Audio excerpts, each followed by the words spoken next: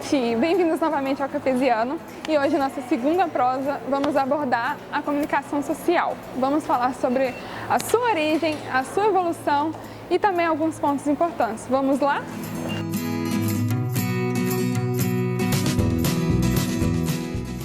E quem vai compartilhar um pouco da história da comunicação social com a gente é o Rodrigo Lopes. Ele é um professor aqui da Faculdade UNA e também o CEO da Uniprof. Muito obrigada, Rodrigo. Tudo bem. E a fim da gente aprender um pouco da comunicação social, vou fazer algumas perguntas para você, a fim de ajudar a todos com o conhecimento. Tudo bem? Ok. O que é comunicação social? Tudo. Tudo é comunicação social, né? Se a gente pensar desde o início, né? Desde as primeiras formas de organização humana, se faz uso da comunicação. Basicamente, as pessoas podem entender comunicação social como o exercício de você transmitir uma mensagem de um lugar para o outro. Sim. Então, um emissor emite uma mensagem, do outro lado, o receptor recebe essa mensagem por meio de um canal. Então, esse desenho, assim, que a gente já viu em vários lugares, é uma estrutura interessante para a gente começar a pensar o que é comunicação. E tudo usa comunicação, né? A gente vive dentro de uma sociedade que precisa se comunicar bastante, precisa transmitir e faz isso muito bem. Então, a gente tem, claro, diferentes dispositivos, múltiplos canais, isso que está acontecendo agora. Tem alguém ali do outro lado assistindo esse vídeo, Sim. né? Oi, alguém, tudo bem? Oi, gente. Então, isso é uma comunicação. A pessoa está assistindo essa transmissão.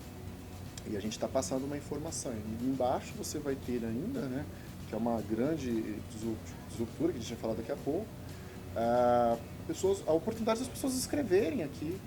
Sim. Né? E você, ou eu, entrar, responder o que a pessoa escreveu. Então isso gera uma comunicação, inclusive, num fluxo que vai e vem, né? Coisa que outros mecanismos comunicativos não permitiam. Né? Hoje a gente tem essa possibilidade. Como surgiu a comunicação social? As cavernas, provavelmente. Né? Olha, a comunicação ela é muito difícil você precisar quando ela começou. Eu prefiro pensar em como ela se desenvolveu.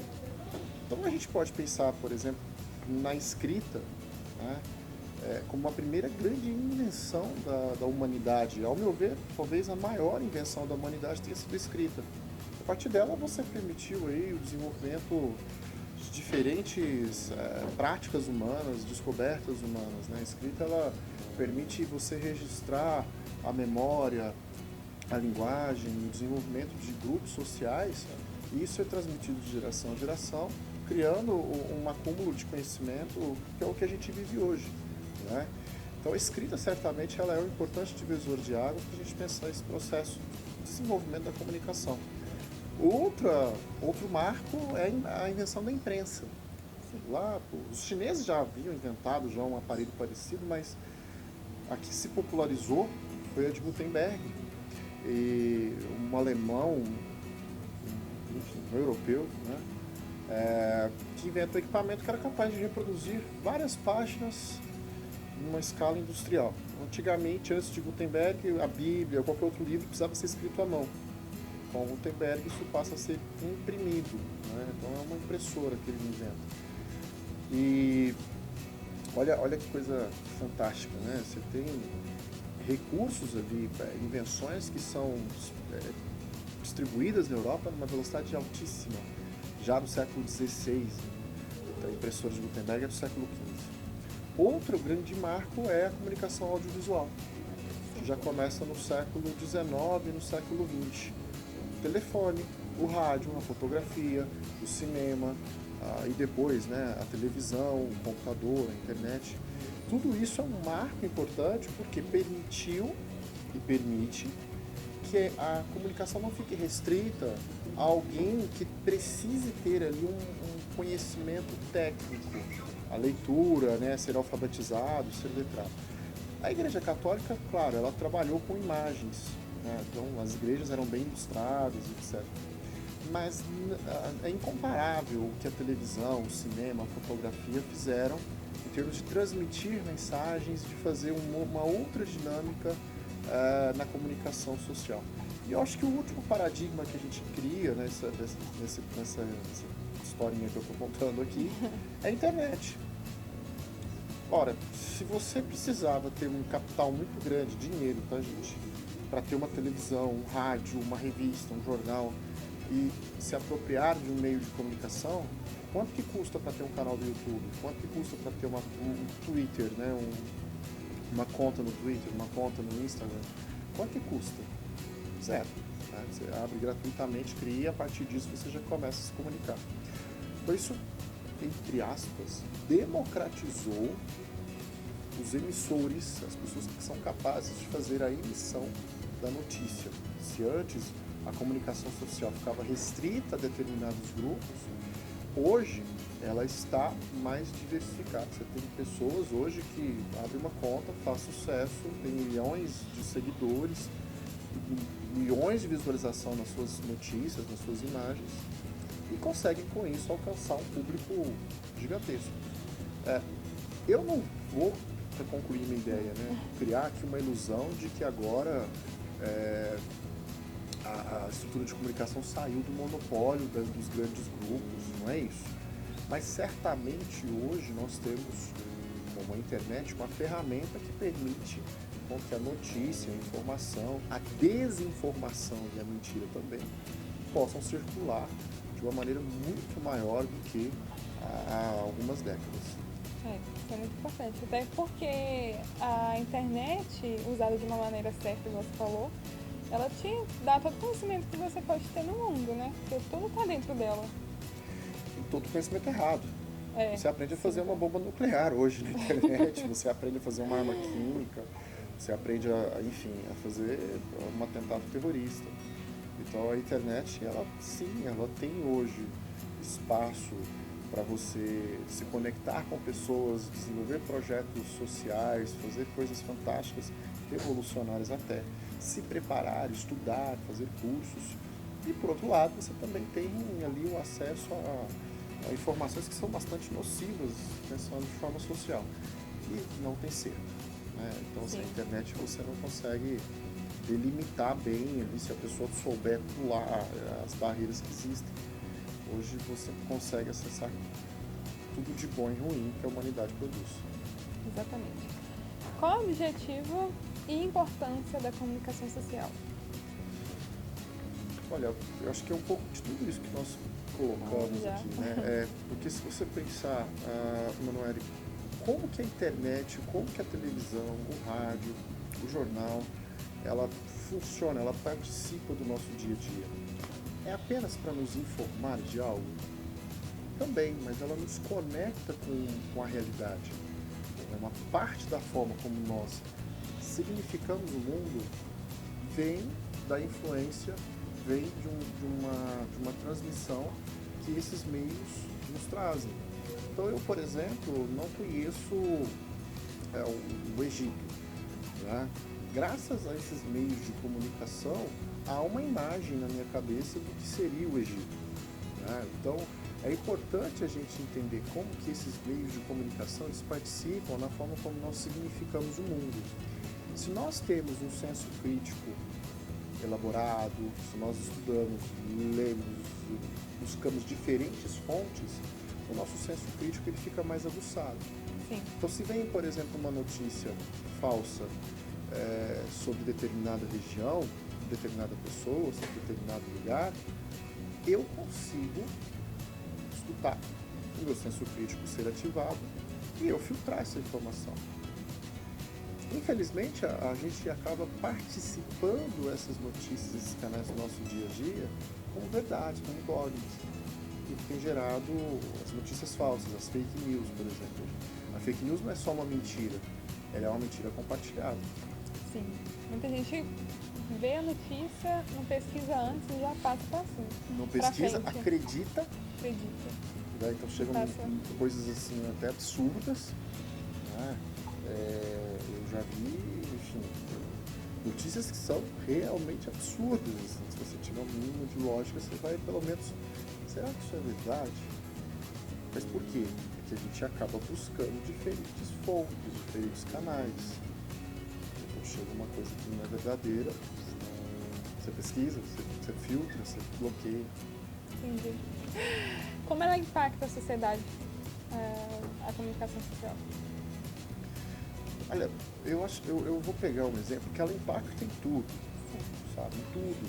A gente está explorando um canal, por exemplo, que já tem mais de 1 trilhão de vídeos. Olha a quantidade absurda de vídeos que existem hoje dentro da internet. É muita coisa. Então, impacta em tudo. Desde coisas simples, cotidianas, como você fazer um prato especial no domingo e consultar isso numa rede social, numa internet, até coisas mais arcaicas, como você, por exemplo, ir a uma biblioteca, como nós estamos aqui. Eu falo arcaico porque hoje uma biblioteca, dia de aula, está vazia. O pessoal está estudando ali, viu, gente? Mas eu gosto de pegar um exemplo, Manoel, que é a política hoje, né, as últimas eleições, quem acompanhou viu isso como um bom exemplo de como os dispositivos de comunicação quebraram o paradigma de quem tinha mais tempo de televisão saía na frente numa eleição. Então a eleição do ano de 2018, ela marca isso de uma forma importante. Todo mundo numa expectativa das composições políticas, o candidato Alckmin foi o que ficou com o maior espaço na televisão e teve pouquíssimos votos. Pouquíssimos, em comparação ao processo histórico do PSDB. Enquanto que o candidato vencedor, o presidente Bolsonaro, teve um dos menores tempos de televisão, 7 ou 8 segundos, se eu não me engano, e foi o mais votado e venceu a eleição. O que é isso? O que aconteceu? Ora, houve uma mudança de como as pessoas acessam a informação. Se antes as pessoas acessavam a informação de uma maneira convencional, coloca entre aspas, né, televisão e rádio, agora a gente está acessando muito pelo celular. Sim. Então, o segundo está o meu. Então a gente vê o Twitter, o Facebook, o Instagram, o YouTube, todos esses canais que são notícias em pílula. Você não fica 3 dias, 4 dias, um mês lendo uma postagem. Você quer ler ela na hora. Instantâneo. É 8 segundos, é 10 segundos para você ler. Então, nós mudamos a nossa forma de consumir a política. Nós queremos coisas mais instantâneas. E olha que interessante, a gente acabou criando também, se desenvolver e ser implementado. Então, a gente consome o candidato e depois quer consumir o candidato eleito, né, o político já instituído, da mesma maneira. Então, o processo eleitoral já acabou, o pleito eleitoral já acabou, e tanto os eleitores quanto os políticos ainda não conseguiram virar a chave. Por quê? Porque é a forma como a comunicação social está sendo organizada. Sim. As pessoas não buscam isso pelas vias convencionais. Mudou o paradigma. Né? Ainda não podemos conceituar, confirmar como isso está sendo colocado, mas vivemos um novo tempo político que talvez daqui a alguns anos a gente consiga dar mais forma conceitual a isso que está acontecendo. Sim, antigamente até os candidatos se apresentavam também pelos santinhos, no caso. Pelos santinhos, pelos panfletos, que é uma forma de Twitter, né? Mas você já imaginou o trabalho de você distribuir 10 mil santinhos, 50 mil santinhos? Você tem candidato com uma postagem chega a 10 milhões de pessoas. Verdade. Então, assim, a escala disso, a universalidade disso é incomparável. É incomparável. Né? Entendi. Comunicação social e a ética no profissional. Como é que uma interfere a outra? É difícil a gente mapear, né? Porque a gente estava até conversando antes. Eu confesso para você que falar assim, a ética é isso, comunicação social é isso, então o comportamento tem que ser esse. Acho que essa tarefa é quase impossível, porque há uma questão social como pano de fundo que coloca tudo isso numa areia movediça. Então, a gente vê uma situação errada nas redes sociais, algo chega a você por meio de um WhatsApp, de um Instagram, alguma rede social chega até você. Uma imagem de uma pessoa, por exemplo, que sofreu um acidente, uma imagem perturbadora ali que numa situação normal não compartilharíamos nem gostaríamos disso. E são as imagens mais compartilhadas. São as imagens que mais alcançam as pessoas, né? Então, há uma situação patológica dentro da sociedade que faz com que isso seja consumido. E aí eu pergunto, onde que está a ética como a moral de uma sociedade, né? A ética como princípio da organização da civilidade, porque é o primeiro mecanismo que a gente começa a elaborar lá atrás, nas cavernas, né? A gente está começando a se organizar em grupos, as pessoas começam a pensar, bom, eu não posso machucar o meu vizinho porque eu preciso dele, eu não posso machucar aquele cara porque eu preciso... Então, as primeiras formas de organização, a gente começa a elaborar um sentido do que era viver em grupo. Então, esse sentido de viver em grupo foi criando algumas regras de convívio, estando elaboradas, se tornam a ética de um grupo, né?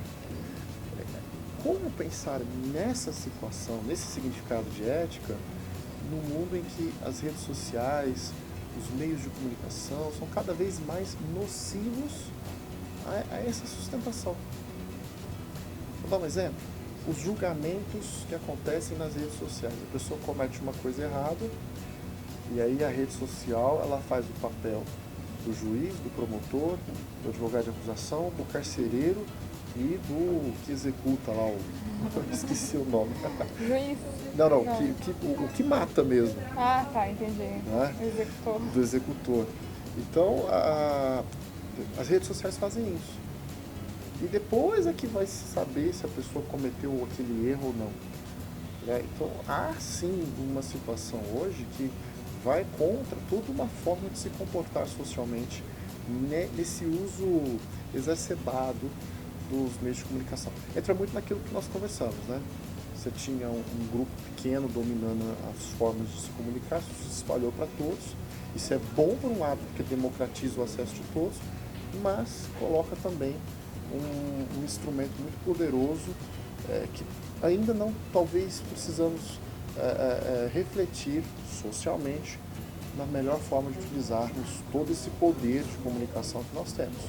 Entendi. Tem uma dúvida assim, né, pessoal? A comunicação social, ela molda a sociedade? Ou a sociedade molda a comunicação As duas social? coisas. Né? A comunicação é uma expressão de como a sociedade está, mas ela também não deixa de causar ali a sua influência no comportamento das pessoas. É importante a gente entender assim, se a gente está falando de uma situação desses julgamentos coletivos, histéricos que acontecem, já com execução, com a pena, com tudo que as redes sociais fazem. Né? Todo mundo se torna especialista de assuntos aleatórios da noite para o dia e é capaz de opinar com uma propriedade absurda. Eu me lembro que algumas situações, assim, eu, professor, que fiz um doutorado e estudei aquele assunto, as pessoas entrarem na minha rede social e dizerem, eu não concordo com você. Porque, bom, qual que é o seu estudo? Porque isso eu estudei, eu fiz uma pesquisa, fiz um mestrado, fiz um doutorado assim. Por que você não concorda? Quais são os argumentos? Não, eu não concordo porque eu não concordo. Não sabe argumentar. Ele não sabe, nem quer argumentar. Então, é imperativo, é muito importante a gente entender essa relação da comunicação social, ela ser um instrumento utilizado por todos nós, ela é sim capaz de influenciar as pessoas, mas a comunicação ela não deixa de ser um reflexo do nosso comportamento. Então, se a sociedade hoje ela não valoriza o conhecimento científico, as comunicações sociais elas expressam esse comportamento. Entendi. Finalizou. Bom, gente, essa foi a nossa prosa um pouco para conhecer a comunicação social. E o Rodrigo vai dar uma dica para a gente referente ao Enem. Não é mesmo, Rodrigo? Sim, olha, como a gente está conversando aqui desde o início, né? Todo o conhecimento que a gente tem, né, ele precisa ser cada vez mais bem trabalhado, bem absorvido e, claro, né, exercitado. E o ensino superior é que permite isso. Né? A gente fazer uma faculdade é um direito que todos nós devemos exercer. Ah, não quero, enfim, mas eu acho que é importante você ter essa oportunidade de saber aproveitá-la bem. Então, fazer um curso superior hoje é muito importante porque vai te dar a oportunidade de conhecer outras pessoas, conhecer diferentes ideias. Então, você que está fazendo o ensino médio agora, invista nisso. E aí, como dizemos aqui no início, né, nós temos a Uniprof, que oferece cursos. Eu convido você a acessar o endereço enem.unipr.br www.uniprof.com.br, e lá nós temos uma condição exclusiva para este mês. Entra lá, você vai gostar, vai poder fazer um curso, se aperfeiçoar melhor para esse desafio, e certamente a gente vai se ver aqui em breve numa faculdade, podendo se conhecer pessoalmente, tá bom? Sim. Gente, muito obrigado. Muito obrigado, Rodrigo. Foi um prazer. Agradeço. Tchau, gente. Tchau.